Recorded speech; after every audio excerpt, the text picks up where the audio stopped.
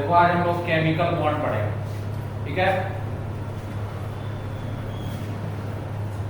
Chapter हमारा 4 हो गया chemical bonding.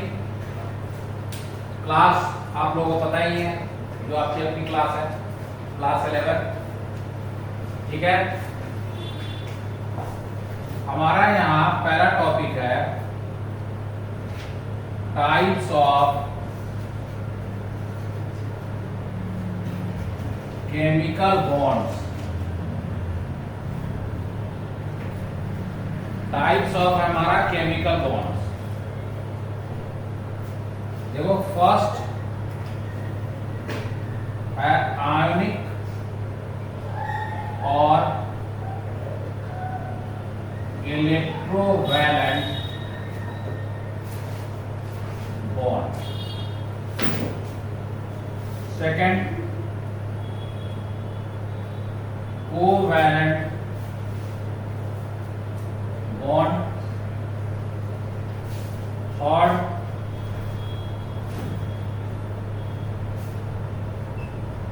Coordinate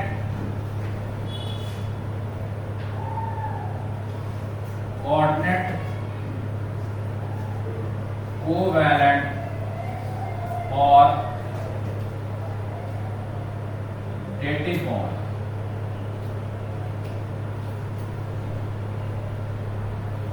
hydrogen bond.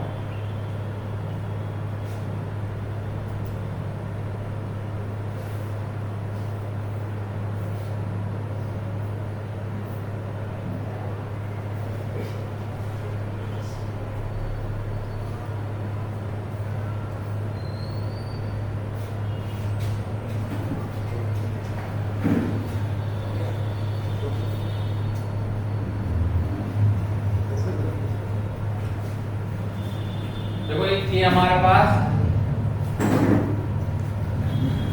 4 types of bond है।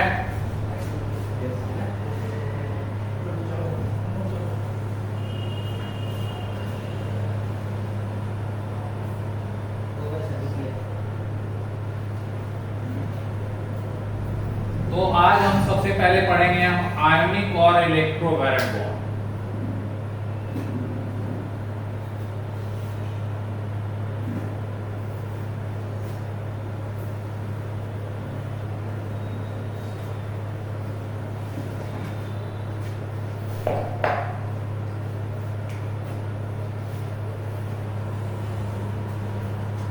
आयनिक और electrovalent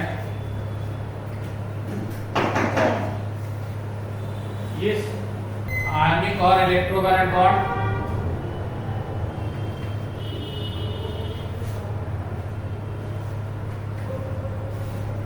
it is formed by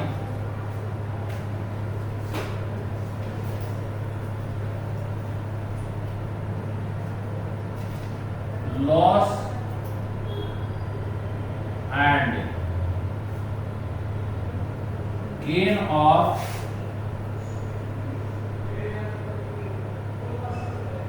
electrons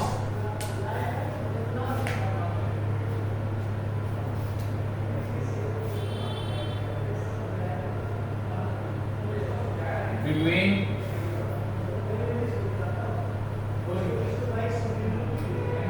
atoms of metals and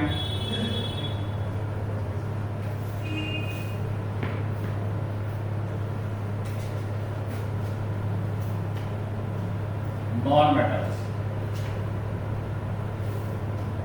किसके atoms होंगे? मेटल और non metal.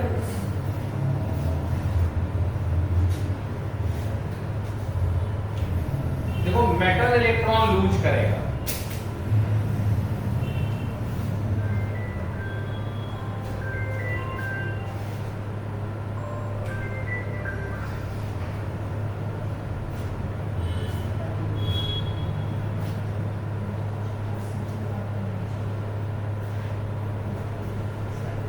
Metal electron lose करेगा। अगर हम मान लो एग्जाम्पल में पढ़ते हैं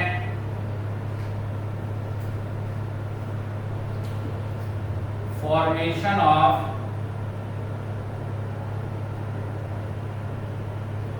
NaCl। तो हम यहां Na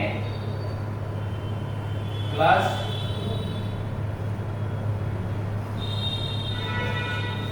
देखो इन सिंबल्स को बोलते हैं हम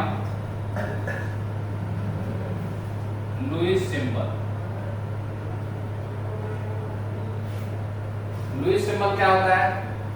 valence electrons around symbol of an element तो क्या बोलते हैं आप? Lewis symbol. अब आप देखो यहां एटॉमिक नंबर 11 एट 281 है, यहां एटॉमिक नंबर 17 है, 287 है। एक इलेक्ट्रॉन एक लूज करेगा, एक गेन करेगा। एक it will lose one electron and it will gain one electron to complete octet. तो ये हम दिखाएं कि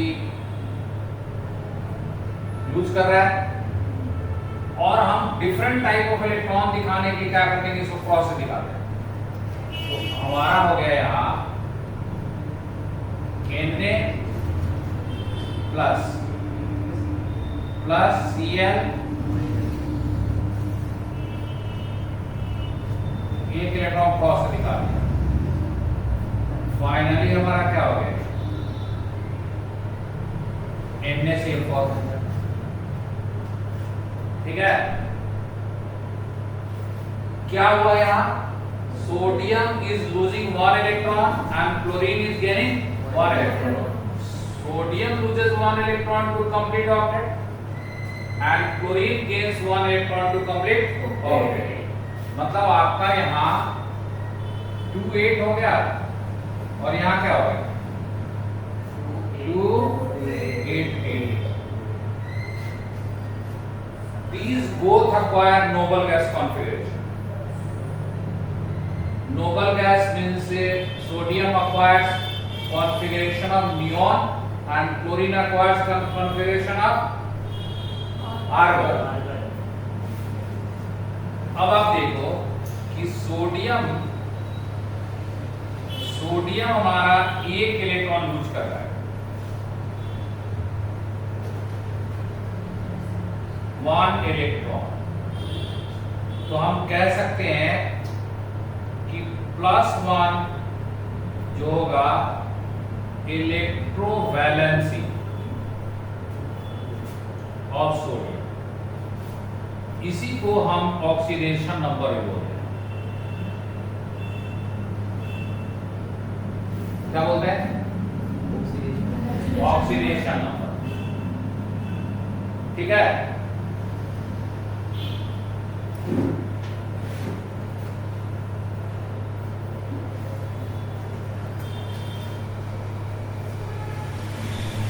Cl is gaining one electron। Cl is gaining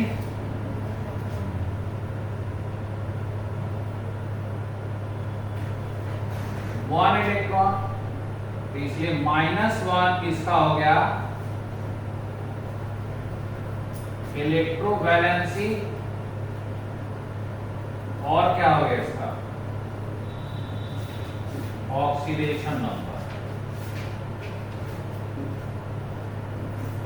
ये समझ आया NaCl का फॉर्मेशन? Yes sir.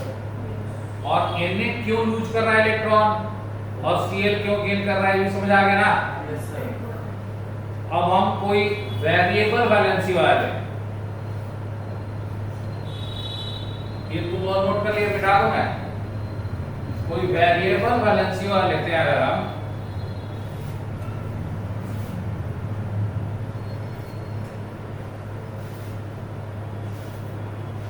वेरिएबल कह रहा हूं मैं कि वेरिएबल बैलेंसेज या डिफरेंट बैलेंसेज कह लो, डिफरेंट बैलेंसेज ज्यादा बोलना सही रहेगा, Al2O3। अब इसका फॉर्मेशन देखें आप तो 3 electron to lose. 14 atomic number 287. तो हमें 2 एल्युमिनियम लिखना है प्लस O लिखना है हमें 2, O लिखना है हमें 2 नहीं 3.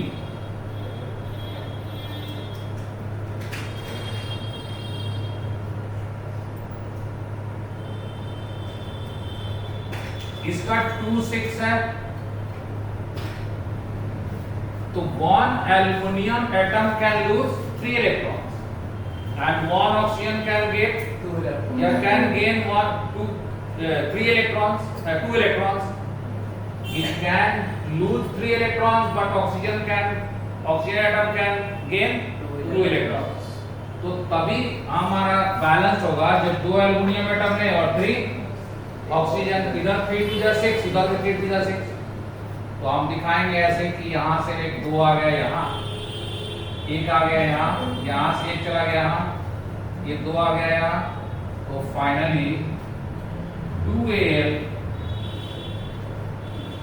3 प्लस बन गया plus 3O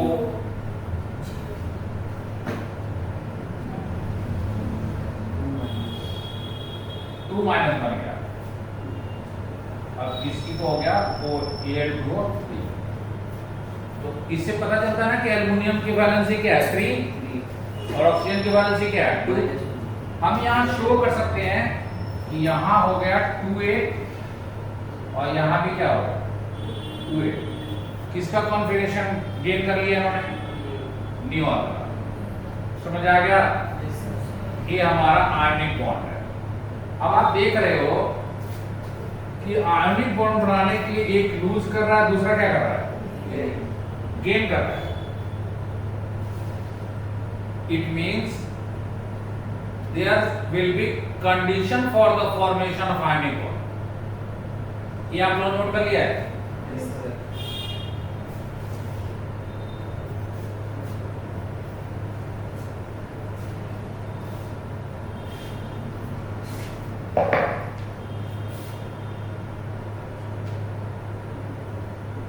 Conditions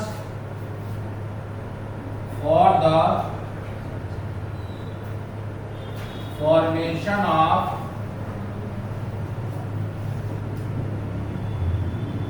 ionic bonds.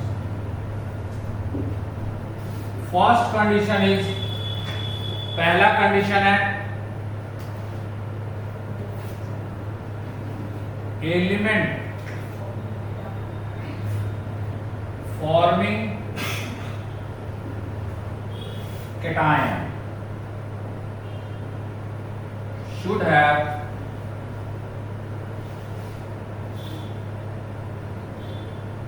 low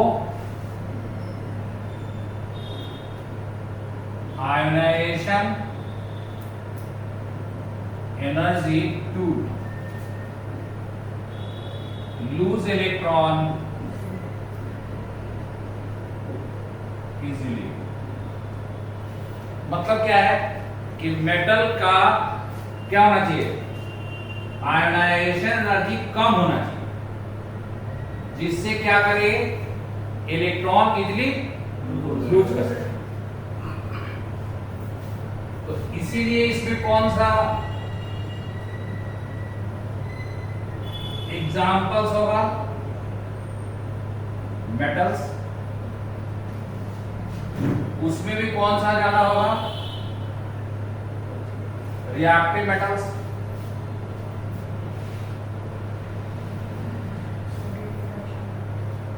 पहला कंडीशन देख लिया कौन है. सेकंड कंडीशन है element forming an ion should have highly negative electron gain enthalpy.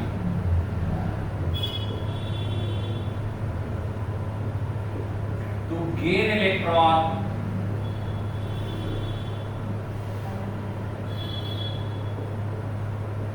इसका फॉर एग्जांपल लेंगे तो कौन सा लेंगे? Non metals. तो मेटल लूज करेगा इलेक्ट्रॉन, नॉन मेटल क्या करेगा?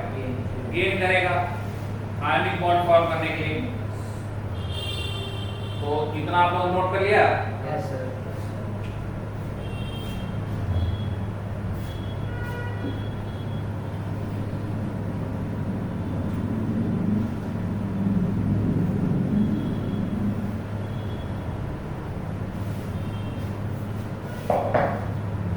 देखो थर्ड कंडीशन है कि ionic compound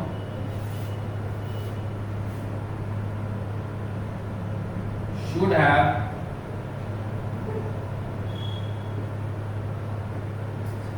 high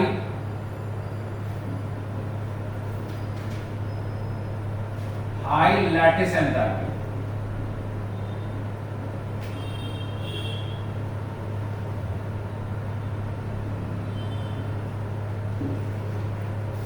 For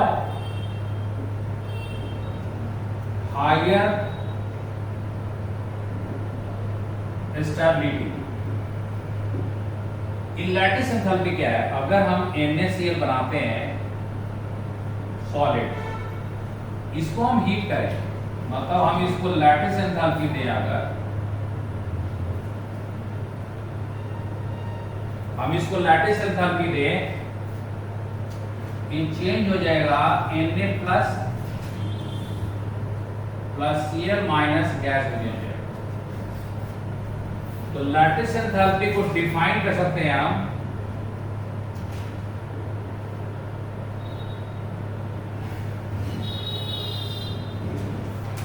it is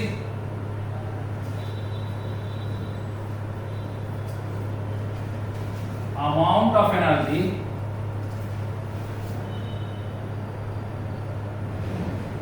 required to convert 1 mole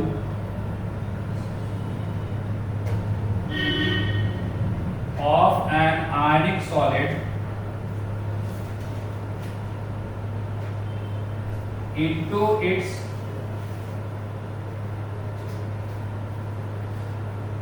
gaseous ions। अब तुम देखो, आयनिक कंपाउंड को गैसियस आयन में कन्वर्ट करने में जितनी ज्यादा एनर्जी लगेगी, उतना क्या होगा? स्टेबल होगा। इसीलिए इन नमक को, NaCl को जितना गर्म करो वो वेपर में चेंज नहीं होता। समझ रहे हो ना? स्टेबल का क्या मतलब है कि स्टेबल का मतलब हमारा रूम टेम्परेचर पे वो मिले। NaCl रूम टेम्परेचर के हाई टेम्परेचर में मिलता है, NaCl में मिलता है, वो टूटता नहीं है आयन में, ठीक है ना? वो डिसॉल्व होने का अलग रीजन है कि पानी में क्यों डिसॉल्व हो जाता है, वो अलग से हम पढ़ेंगे प्रॉपर्टीज में। अब हम ये देख लें कि लैटिस एंथैल्पी किस पे डिपेंड करता है। Factors on which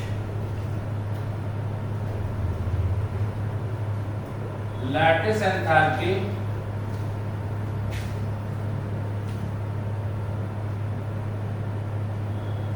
depends।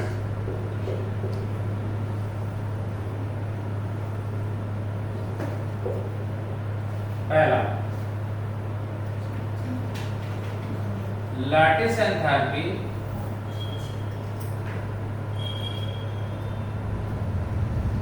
inversely proportional to size of ions। अब देखो ये कहा, अगर हमारे पास LiF है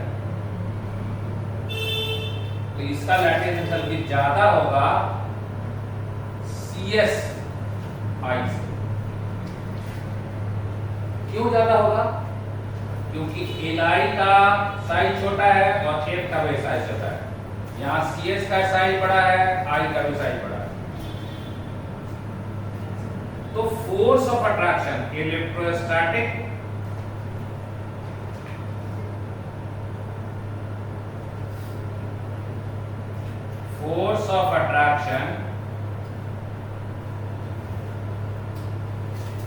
इनवर्सली प्रोपोर्शनल होता है डिस्टेंस का स्क्वायर। तो डिस्टेंस इसमें ज्यादा होगा,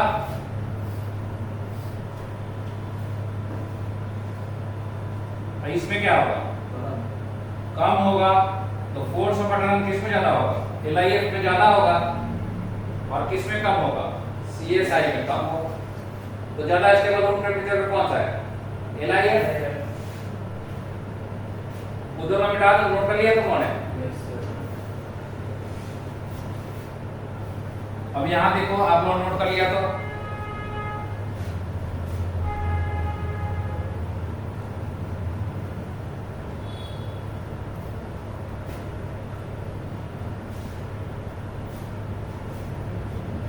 लैटिस एंथैल्पी के लिए सेकंड फैक्टर है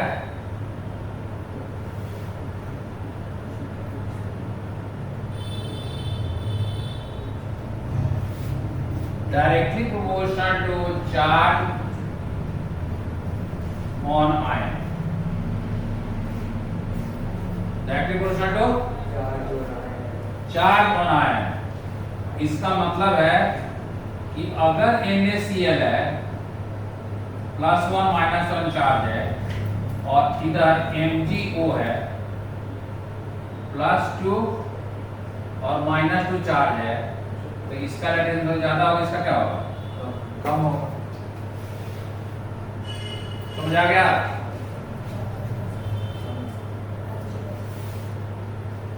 ये नोट करिए तो है,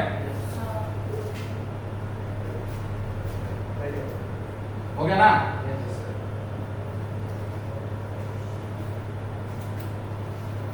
अब हम देखते हैं properties of ionic compound.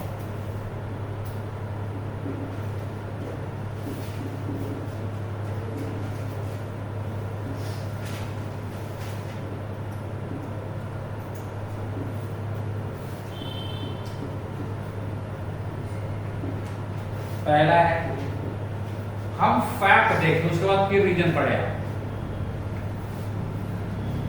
Ionic compounds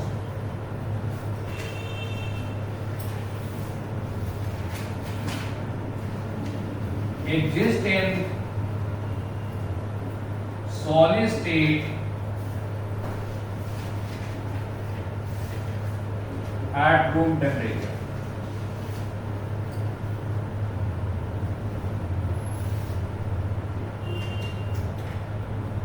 Due to having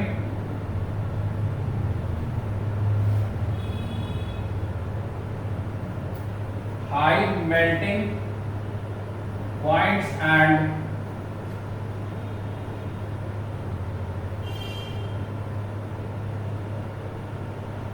boiling points। ऐसा क्या कारण है, आप हम देख सकते हैं कि Na+ है और Cl- है, इन दोनों में अट्रैक्शन है। इस अट्रैक्शन का क्या नाम है, electrostatic force of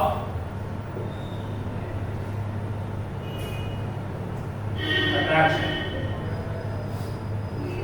which is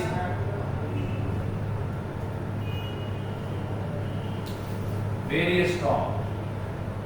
मैंने तुम लोग बताया था कि F जो होता है ना, K Q1 Q2 कौन क्या होता है, मतलब फोर्स किस पे डिपेंड करता है, directly proportional to electrostatic force of attraction और repulsion, directly proportional to product of charges and inversely proportional to square of distance. ये K कांस्टेंट होता है, ठीक है, that depends on medium.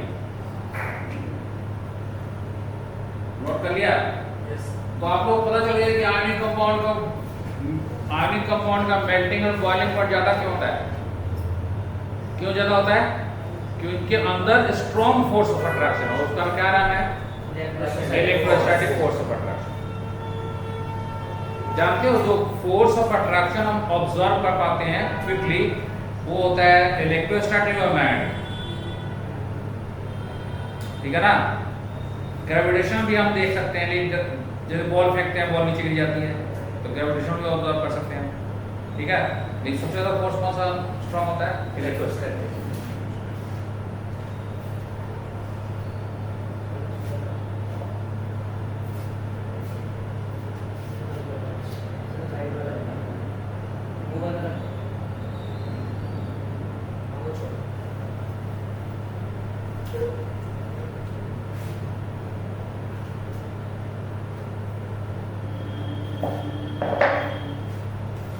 Second property है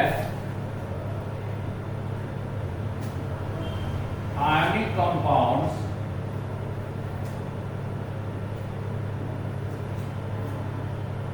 dissolve in water।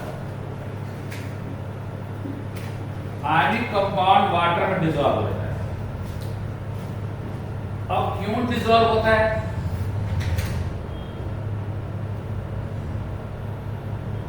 इसलिए dissolve होता है कि पानी में हम डालते हैं NaCl आयनिक है और H2O आगे पढ़ेंगे हम पोलर है।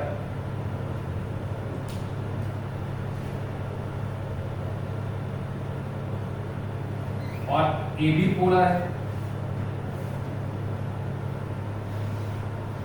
तो थ्योरी होती है like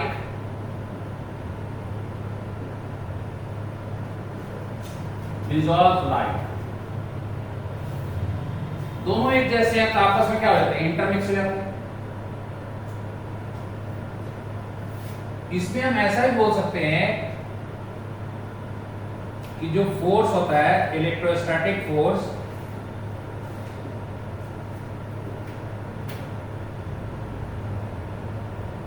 of attraction inversely proportional होता है डाइलेक्ट्रिक कांस्टेंट।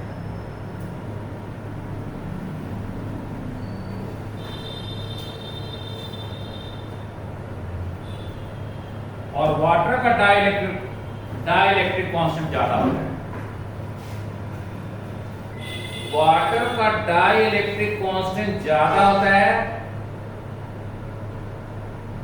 वाटर का डाइलेक्ट्रिक ज्यादा होने के कारण आयंस के बीच में फोर्स ऑफ अट्रैक्शन वहां का क्या हो जाता है? कम हो जाता है।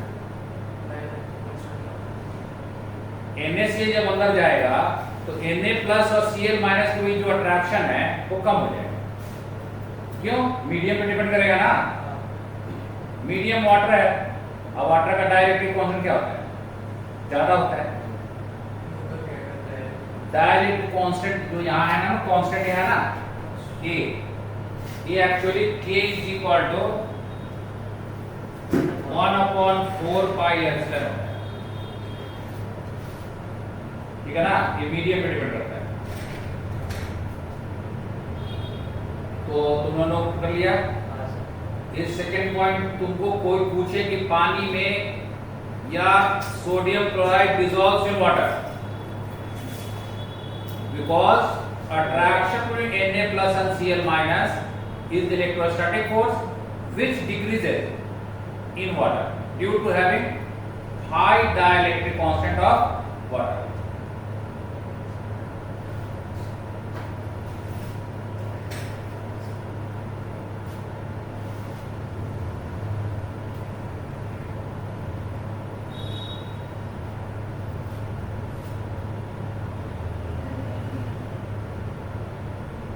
नोट कर लिया।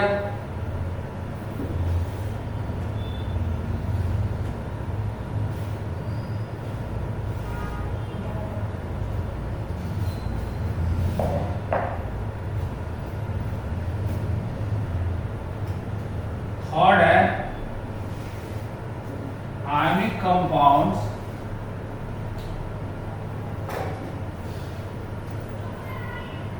Conduct electricity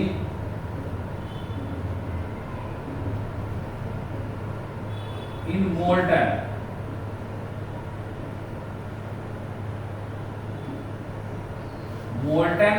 state or in and in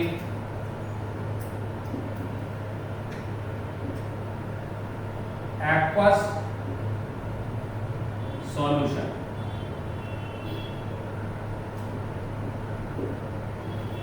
देखो आयनिक कंपाउंड इलेक्ट्रिसिटी को कंडक्ट तो करता है, लेकिन कब कंडक्ट करता है? पिघला हुआ हो या पानी में डिजॉल्व हो। तो हम यहां लिख सकते हैं due to having free ions.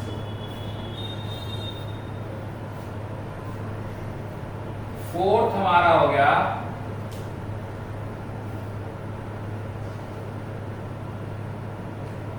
Ionic compound show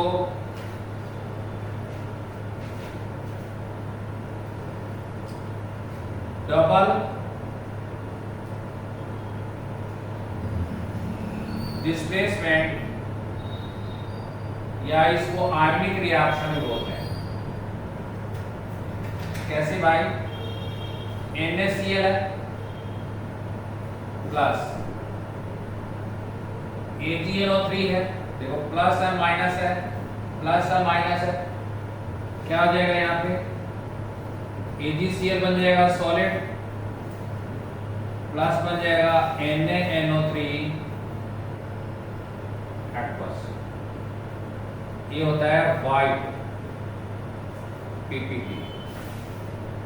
एक क्लोरीन का टेस्ट होता है, किसी कंपाउंड में क्लोरीन है कि नहीं है, इसको बोलते हैं सिल्वर नाइट्रेट टेस्ट। ये ऑर्गेनिक पढ़ेंगे सही तरह से, समझा है? कोई कंपाउंड लिया है, बोले कि बताओ क्लोरीन है कि नहीं है, तो उसमें क्या डाल देंगे? अगर इनऑर्गेनिक कंपाउंड है तो उसमें क्या डाल देंगे? Silver nitrate. तो सिल्वर नाइट्रेट क्या बना देगा? कार्डी व्हाइट क्रिस्टल बना देगा। तो तुमको समझ आया आयनिक कंपाउंड के क्या प्रॉपर्टीज है? रब कर दो।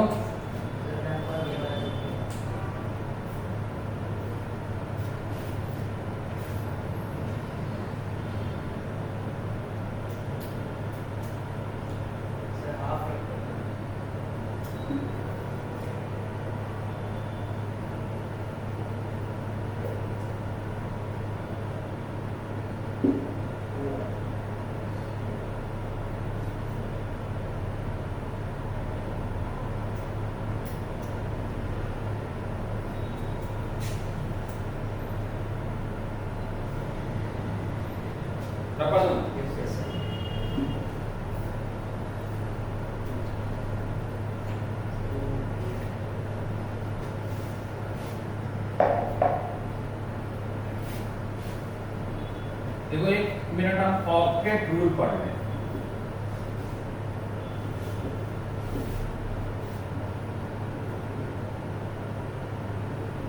जनरली से लिख रहा हूं कि सब एलिमेंट ऐसा नहीं करता। Generally atoms of elements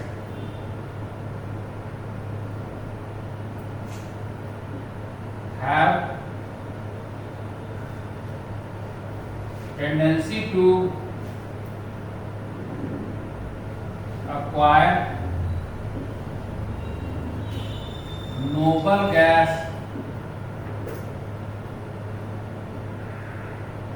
configuration, that is 8 electrons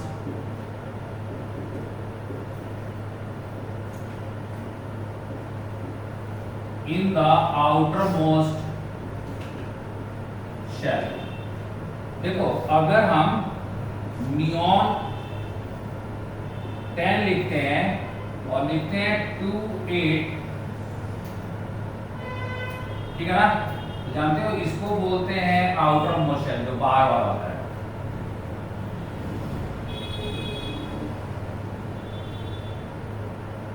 और जो उसके पहले वाला होता है ना उसको बोलते हैं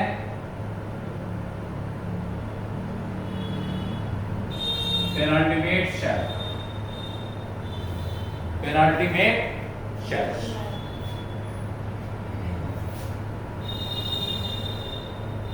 बाहर वाले को बोलते हैं वैलेंस इलेक्ट्रॉन। जो अंदर वाला होता है उसको बोलते हैं कोर इलेक्ट्रॉन।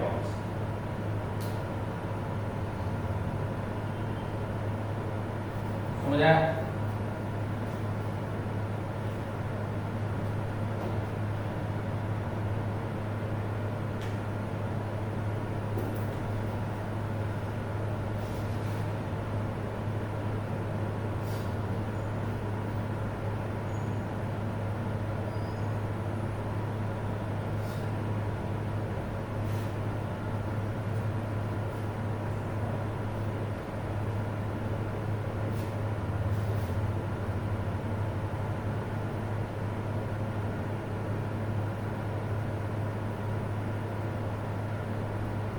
नोट कर लिया?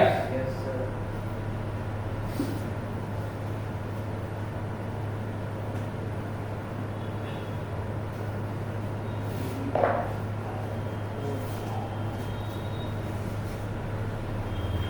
Covalent bond,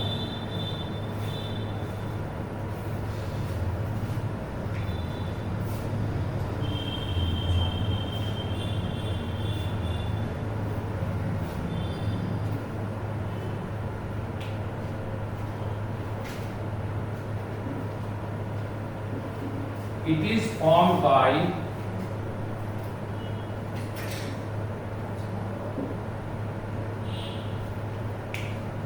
formed by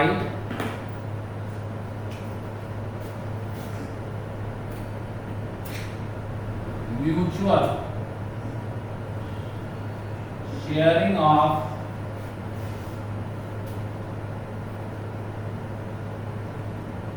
electrons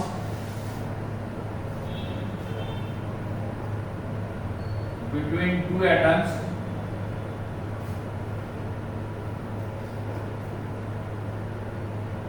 of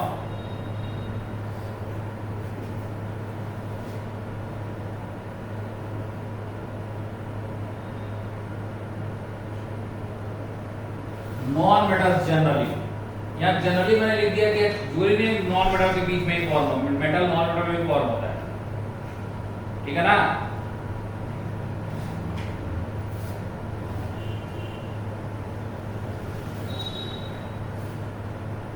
यहाँ लिख ही दो।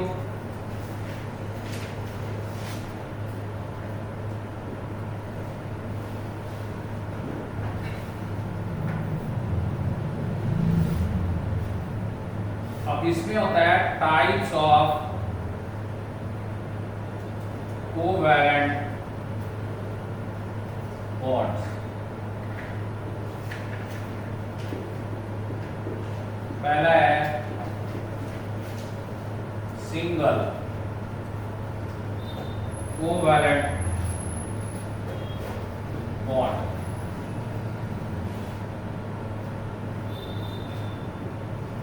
It is formed by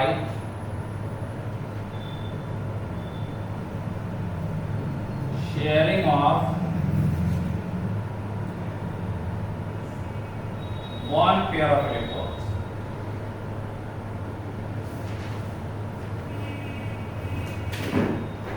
For example, देखो H2 है, इसको हमें दिखाना है तो दिखा सकते हैं कि H का एक इलेक्ट्रॉन दूसरे H का एक इलेक्ट्रॉन ये शेयरिंग।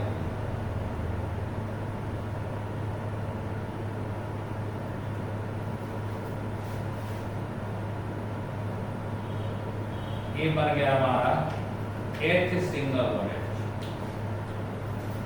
ठीक है?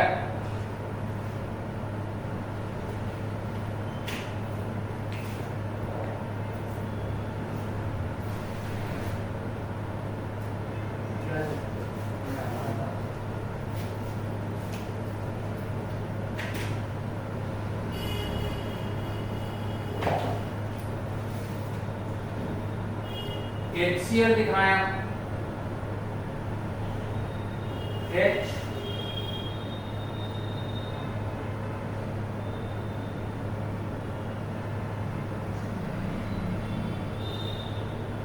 अब H का एक इलेक्ट्रॉन दिखा रहे हैं जो 1 होता है, इसका Cl क्या होता है 17 2 8 7 इलेक्ट्रॉन है, तो shares one electron from other atom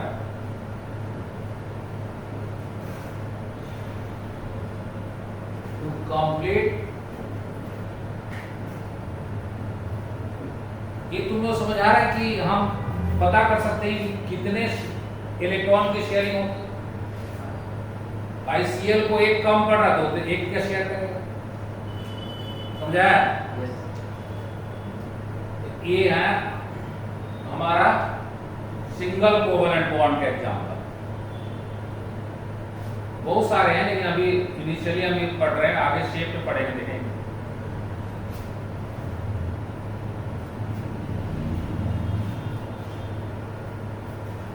note कर लिया?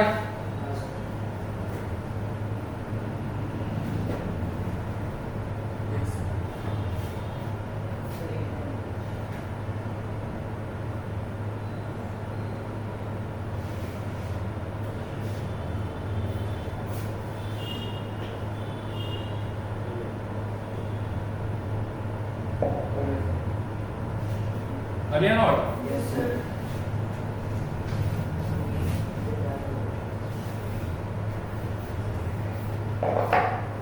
ठीक है, आज के लिए इतना ही, बाकी नेक्स्ट क्लास पढ़ेंगे।